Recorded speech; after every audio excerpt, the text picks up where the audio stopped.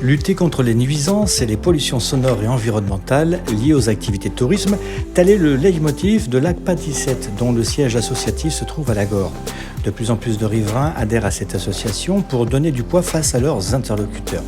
Île de Ré TV est allé à la rencontre de Belinda Révillon, secrétaire de l'ACPA 17, afin d'aborder les nombreuses problématiques liées à cette activité aérienne. Il y a plusieurs pollutions. Alors il y a pollution sonore, c'est celle que tout le monde voit. Donc effectivement, les gros avions en fait, qu'on appelle des avions commerciaux, et j'irai un peu plus dans le détail. Il y a les avions de tourisme, les petits coucous en fait qu'on entend. Et donc ça et les avions militaires. Donc c'est déjà les trois types d'avions en fait qu'on a sur l'aéroport. Et à partir de là, les nuisances en fait, on a les pollutions sonores, c'est ce qu'on entend tous les jours passer au-dessus de nos maisons. Les pollutions environnementales, on est quand même dans une ère en fait où on est dans l'austérité environnementale. On sent parfois le kérosène, etc. Et puis après, on a des questions de santé. Simplement, en fait, il y a les questions de santé, c'est effectivement la pollution de l'air et puis aussi la pollution mentale, en fait. Quand vous avez des avions qui vous passent tous les jours, on a une population âgée sur la région de La Rochelle et de temps en temps, en fait, ça leur casse la tête pour parler très clairement. Aujourd'hui, en fait, sans rentrer dans le détail, je ne suis absolument pas une experte en avion. Néanmoins, en fait, là où vous consommez énormément de kérosène et là où les pollutions sont les plus importantes, c'est sur les phases de décollage, d'atterrissage et de roulage.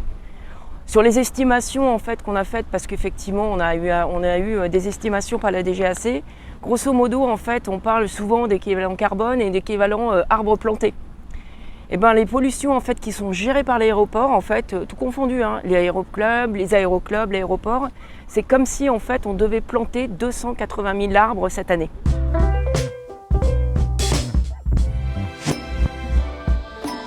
L'équilibre financier en fait soit atteint, il faudrait 600 000 passagers. Aujourd'hui, on est à peu près à 200 000. Donc vous imaginez qu'il faut multiplier par 3 voire 4 en fait le nombre de rotations en fait pour pouvoir être rentable. Et donc effectivement, il y a encore des marges de manœuvre en fait et de développement commercial. Les aéroports de cette taille, c'est jamais rentable. Ça, de facto, on le sait, c'est absolument pas rentable.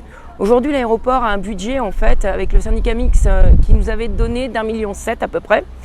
Ils ont à peu près 4 millions, pas 4 milliards, pas encore, 4 millions en fait de déficit. Ça, c'est comblé par qui? C'est comblé en fait par différents. C'est comblé par le département, par la région, par la communauté d'agglomération et les TDC en fait. Donc c'est par l'argent public, par nos impôts? C'est complètement l'argent public. Et là aujourd'hui, en fait, là où ça commence à poser un problème, si vous faites le compte, en fait, 4 millions par an, c'est 15 millions en fait sur 3 ans. Et là où effectivement, vous entendez comme moi dans les médias, on vous demande en fait, il y a des restrictions budgétaires, on enlève des lits à l'hôpital, on enlève des places d'école, etc. Et à côté de ça, on va subventionner à 4 millions en fait un aéroport. Donc ça veut dire que c'est un choix purement politique, c'est un choix par le politique. département qui veut impérativement maintenir le tourisme sur l'île de Ré et pourquoi pas même le développer par rapport au jet aussi, parce qu'il y a des pistes de jet. Alors c'est largement soutenu effectivement par le département, c'est clair, net et précis. Et ils s'en cachent absolument pas. Parce qu'en fait, ils veulent désenclaver La Rochelle. Alors, désenclaver La Rochelle pour faire venir plus de tourisme. Alors, quand vous discutez, on a discuté avec des élus aussi, de l'île de Ré par exemple. Je ne sais pas si je peux citer, mais effectivement, on a le soutien. Monsieur Quillet a été plutôt nous soutenir. Où effectivement, on est sur un surtourisme. Surtourisme sur l'île de Ré, surtourisme sur La Rochelle. On ne sait plus gérer les touristes et on va faire encore venir plus de touristes. Enfin, je vais reformuler différemment. On nous fait croire qu'on va faire venir plus de tourisme. En fait, la vérité, c'est qu'aujourd'hui, l'aéroport, c'est 200 000 passagers. Mais quand vous comptez un passager, le passager, il arrive et il repart. Donc en fait, en réalité, c'est 100 000. Quand vous comptez 100 000 passagers en fait, sur le flot de tourisme qu'on a, c'est extrêmement faible en fait finalement. Donc toutes les destinations aujourd'hui proposées par l'aéroport en fait sont pas pour faire venir du tourisme, c'est pour les Rochelais aller quand vous avez des Porto, quand vous avez des Marseille, etc. J'ai peine à croire en fait que ce soit pour faire venir des Portugais en fait à la découverte de La Rochelle. Île de Ré TV, l'actualité rétaise. Les avions décollent par vent d'est, donc ça tout le monde le sait, c'est connu. Jusqu'à peu, en fait, les vents d'Est en fait, étaient toujours côté terre, donc tout le monde, enfin tous les avions, les gros porteurs, en fait, les avions commerciaux décollaient en fait côté Lagor, Pulboro, etc. Aujourd'hui, en fait, les vents changent. On a quand même affaire à un changement climatique, je pense que vous le savez. Donc les sens des vents changent en fait. Et aujourd'hui, on a à peu près 50-50. Donc il y a 50% des avions qui décollent côté Lagor et il y a 50% qui décollent côté Île-de-Ré. Et c'est pour ça en fait qu'aujourd'hui l'île de Ré est fortement impactée. Et on a des plaintes régulières en fait des habitants de l'île de Ré sur la flotte, sur Saint-Martin, etc.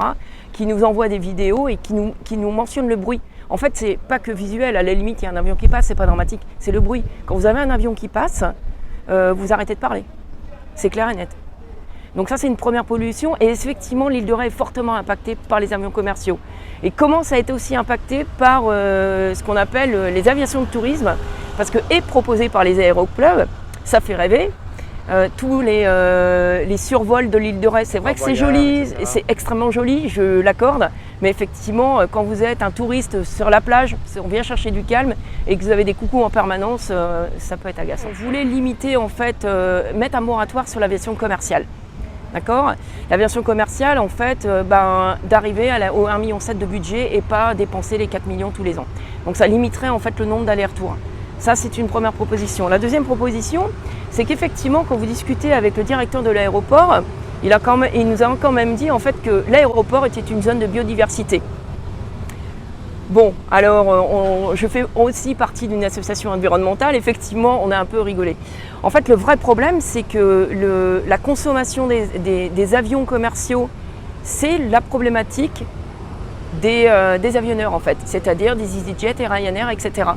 En fait c'est pas de la responsabilité de l'aéroport et l'aéroport ne contrôle pas. En 2006 il y avait eu de voter que les aéroclubs partent à Saint-Aignan. Alors si vous irez sur notre site Facebook, on a mis des jolies photos. Effectivement, l'aéroport de Saint-Aignan a été en fait modernisé pour accueillir les aéroclubs. Comme à Royan aussi à Midi, vous avez. Voilà, exactement. Et donc cet aéroport en fait qui accueillerait les aéroclubs, en fait, il est au milieu de la campagne. Donc effectivement, on est sur une zone de marais, donc effectivement, il y a quand même le côté environnemental qu'il va falloir prendre en compte. Néanmoins, il n'y a pas d'habitation. Les reportages d'Île de Ré TV. On continue les rendez-vous en fait politiques. Donc on a eu des rendez-vous sur l'île de Ré avec le département, avec la préfecture, etc. Donc ça on va continuer. On a fait une action en fait, une manifestation citoyenne donc dans le calme et dans le respect de chacun il y a 2 semaines de ça. Et comment ça s'est passé? Comment est-ce que les gens... Alors ça s'est passé en fait, on a eu une centaine de personnes en fait qui sont venues. Donc après qui sont un peu dispersées. On n'a été pas super bien accueillis par l'aéroport, vous vous doutez bien, mais ça, voilà. Mais on est resté calme, et, pas de détérioration. Pas de casserole ? Absolument pas de casserole. Et donc en fait, simplement en faire entendre notre voix. Il y aura des actions supplémentaires. En fait, on va prendre rendez-vous avec l'ARS. Simplement pour le côté sanitaire. On a rendez-vous avec le cabinet de M. Fontaine la semaine prochaine, etc. Donc ça avance.